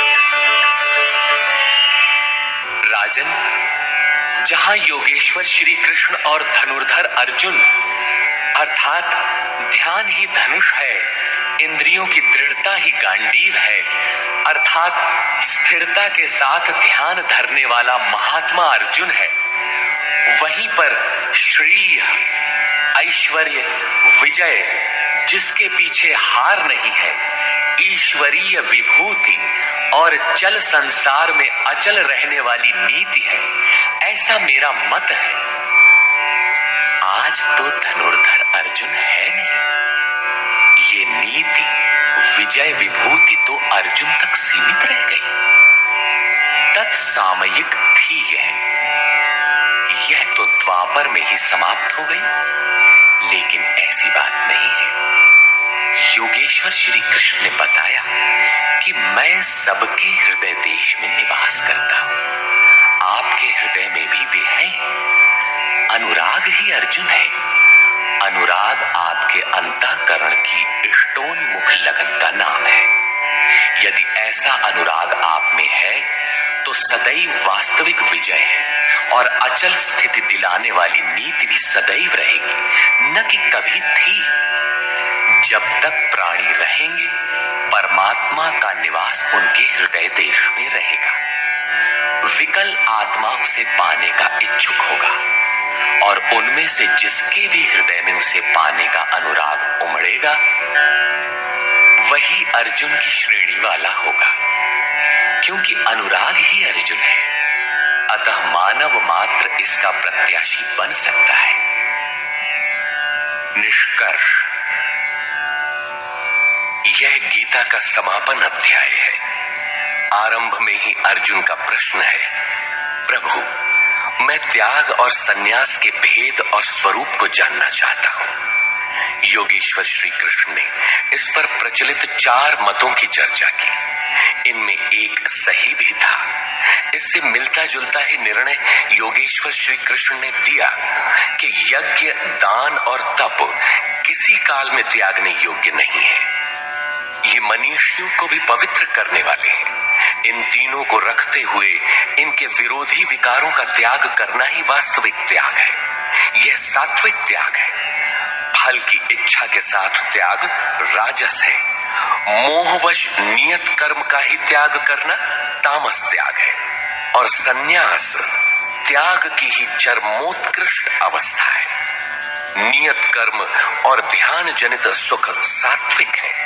इंद्रियों और विषयों का भोग राजस है और तृप्तिदायक अन्न की उत्पत्ति से रहित दुखद सुख तामस है। मनुष्य मात्र के द्वारा शास्त्र के अनुकूल अथवा प्रतिकूल कार्य होने में 5 कारण हैं। कर्ता अर्थात मन, पृथक पृथक करण अर्थात जिनके द्वारा किया जाता है। शुभ पार लगता है तो विवेक, वैराग्य, शम, दम करण है। अशुभ पार लगता है तो काम, क्रोध, राग, द्वेष इत्यादि करण होंगे। नाना प्रकार की इच्छाएं अर्थात इच्छाएं अनंत हैं, सब पूर्ण नहीं हो सकती। केवल वह इच्छा पूर्ण होती है जिसके साथ आधार मिल जाता है। चौथा कारण है आधार अर्थात साधन। और 5वां हेतु है दैव अर्थात प्रारब्ध या संस्कार। प्रत्येक कार्य के होने में यही 5 कारण हैं। फिर भी जो कैवल्य स्वरूप परमात्मा को कर्ता मानता है वह मूल बुद्धि यथार्थ नहीं जानता, अर्थात भगवान नहीं करते, जबकि पीछे कह आए हैं कि अर्जुन तू निमित्त मात्र होकर खड़ा भर रहे, कर्ता धर्ता तो मैं हूं। अंततः उन महापुरुष का आशय क्या है? वस्तुतः प्रकृति और पुरुष के बीच एक आकर्षण सीमा है। जब तक मनुष्य प्रकृति में बरतता है तब तक माया प्रेरणा करती है, और जब वह इससे ऊपर उठकर इष्ट को समर्पित हो जाता है और वह इष्ट जब हृदय देश से रथी हो जाता है फिर भगवान करते हैं। ऐसे स्तर पर अर्जुन था, संजय भी था, और सबके लिए इस अर्थात कक्षा में पहुंचने का विधान है। अतः यहां भगवान प्रेरणा करते हैं। पूर्ण ज्ञाता महापुरुष, जानने की विधि और ज्ञेय परमात्मा, इन तीनों के संयोग से कर्म की प्रेरणा मिलती है। इसलिए किसी अनुभवी महापुरुष अर्थात सद्गुरु के सानिध्य में समझने का प्रयास करना चाहिए। वर्ण व्यवस्था के प्रश्न को चौथी बार लेते हुए योगेश्वर श्री कृष्ण ने बताया कि इंद्रियों का दमन, मन का शमन, एकाग्रता, शरीर, वाणी और मन को इष्ट के अनुरूप तपाना, ईश्वरीय जानकारी का संचार, ईश्वरीय निर्देशन पर चलने की क्षमता इत्यादि ब्रह्म में प्रवेश दिलाने वाली योग्यताएं ब्राह्मण श्रेणी के कर्म है। शौर्य, पीछे न हटने का स्वभाव, सब भावों पर स्वामी भाव, कर्म में प्रवृत्त होने की दक्षता क्षत्रिय श्रेणी का कर्म है। इंद्रियों का संरक्षण, आत्मिक संपत्ति का संवर्धन इत्यादि वैश्य श्रेणी के कर्म है और परिचर्या शूद्र श्रेणी का कर्म है। शूद्र का अर्थ है अल्पज्ञ। अल्पज्ञ साधक जो नियत कर्म चिंतन में 2 घंटे बैठकर 10 मिनट भी अपने पक्ष में नहीं पाता। शरीर अवश्य बैठा है, लेकिन जिस मन को टिकना चाहिए वह तो हवा से बातें कर रहा है। ऐसे साधक का कल्याण कैसे हो? उसे अपने से उन्नत अवस्था वालों की अथवा सद्गुरु की सेवा करनी चाहिए। शनै शनै उसमें भी संस्कारों का सृजन होगा, वह गति पकड़ लेगा। अतः इस अल्पज्ञ का कर्म सेवा से ही प्रारंभ होगा। कर्म एक ही है, नियत कर्म, चिंतन। उसके कर्ता की 4 श्रेणियां अति उत्तम, उत्तम, मध्यम और निकृष्ट ही ब्राह्मण, क्षत्रिय, वैश्य और शूद्र हैं। मनुष्य को नहीं बल्कि गुणों के माध्यम से कर्म को 4 भागों में बांटा गया। गीतोक्त वर्ण इतने में ही है। तत्व को स्पष्ट करते हुए उन्होंने कहा कि अर्जुन, उस परम सिद्धि की विधि बताऊंगा जो ज्ञान की परानिष्ठा है। विवेक, वैराग्य, शम, दम, धारावाही चिंतन और ध्यान की प्रवृत्ति इत्यादि ब्रह्म में प्रवेश दिला देने वाली सारी योग्यताएं जब परिपक्व हो जाती हैं और काम, क्रोध, मोह, राग, द्वेषादि प्रकृति में घसीट कर रखने वाली प्रवृत्तियां जब पूर्णतः शांत हो जाती हैं, उस समय वह व्यक्ति ब्रह्म को जानने योग्य होता है। उसी योग्यता का नाम पराभक्ति है। पराभक्ति के द्वारा ही वह तत्व को जानता है। तत्व है क्या? तो बताया, मैं जो हूं, जिन विभूतियों से युक्त हूं, उसको जानता है। अर्थात परमात्मा जो है अव्यक्त, शाश्वत, अपरिवर्तनशील, जिन अलौकिक गुण धर्मों वाला है, उसे जानता है और जानकर वह तत्क्षण मुझ में स्थित हो जाता है। अतः तत्व है परम तत्व, न कि 5 या 25 तत्व। प्राप्ति के साथ आत्मा उसी स्वरूप में स्थित हो जाता है, उन्हीं गुण धर्मों से युक्त हो जाता है। ईश्वर का निवास बताते हुए योगेश्वर श्री कृष्ण ने कहा, अर्जुन, वह ईश्वर संपूर्ण भूतों के हृदय देश में निवास करता है, किंतु माया रूपी यंत्र में आरूढ़ होकर लोग भटक रहे हैं, इसलिए नहीं जानते। अतः अर्जुन, तू हृदय में स्थित उस ईश्वर की शरण जा। इससे भी गोपनीय एक रहस्य और है कि संपूर्ण धर्मों की चिंता छोड़कर तू मेरी शरण में आ, तू मुझे प्राप्त होगा। यह रहस्य अनाधिकारी से नहीं कहना चाहिए, जो भक्त नहीं है उससे नहीं कहना चाहिए, लेकिन जो भक्त है उससे अवश्य कहना चाहिए। उससे दुराव रखें तो उसका कल्याण कैसे होगा? अंत में योगेश्वर श्री कृष्ण ने पूछा, अर्जुन, मैंने जो कुछ कहा उसे तूने भली प्रकार सुना, समझा, तुम्हारा मोह नष्ट हुआ कि नहीं? अर्जुन ने कहा, भगवान, मेरा मोह नष्ट हो गया है। मैं अपनी स्मृति को प्राप्त हो गया हूं। आप जो कुछ कहते हैं वही सत्य है और अब मैं वही करूंगा। संजय, जिस जिसने इन दोनों के संवाद को भली प्रकार सुना है अपना निर्णय देता है कि श्री कृष्ण महायोगीश्वर और अर्जुन एक महात्मा है। उनका संवाद बारंबार स्मरण कर वह हर्षित हो रहा है, अतः इसका स्मरण करते रहना चाहिए। उन हरि के रूप को याद करके भी वह बारंबार हर्षित होता है, अतः बारंबार स्वरूप का स्मरण करते रहना चाहिए। ध्यान करते रहना चाहिए जहां योगेश्वर श्री कृष्ण हैं और जहां महात्मा अर्जुन हैं वहीं श्री है। विजय विभूति और ध्रुव नीति भी वही है। सृष्टि की नीतियां आज हैं तो कल बदलेंगी। ध्रुव तो एकमात्र परमात्मा है, उसमें प्रवेश दिलाने वाली नीति ध्रुव नीति भी वही है।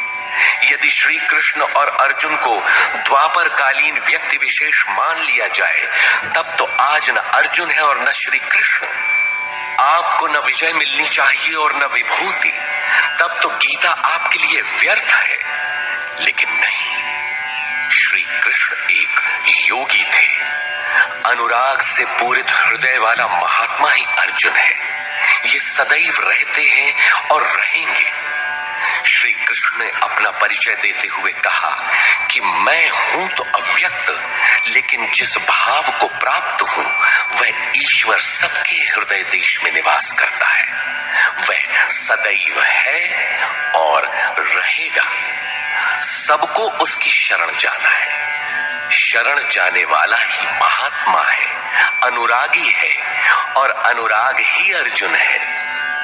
इसके लिए किसी स्थित प्रज्ञ महापुरुष की शरण जाना नितांत आवश्यक है, क्योंकि वही इसके प्रेरक हैं। इस अध्याय में सन्यास का स्वरूप स्पष्ट किया गया कि सर्वस्व का न्यास ही सन्यास है। केवल बाना धारण कर लेना सन्यास नहीं है, बल्कि इसके साथ एकांत का सेवन करते हुए नियत कर्म में अपनी शक्ति समझकर अथवा समर्पण के साथ सतत प्रयत्न अपरिहार्य है। प्राप्ति के साथ संपूर्ण कर्मों का त्याग ही सन्यास है, जो मोक्ष का पर्याय है। यही सन्यास की पराकाष्ठा है। अतः ओम तत्सदिति श्रीमद्भगवद्गीतासूपनिषत्सु ब्रह्म विद्यायाम योग शास्त्रे श्री कृष्णार्जुन संवादे सन्यास योगो नाम अष्टादशो अध्यायः। इस प्रकार स्वामी अड़गड़ानंद कृत श्रीमद् भगवद गीता के भाष्य यथार्थ गीता का 18वां अध्याय पूर्ण होता है। हरि ओम तत्सत।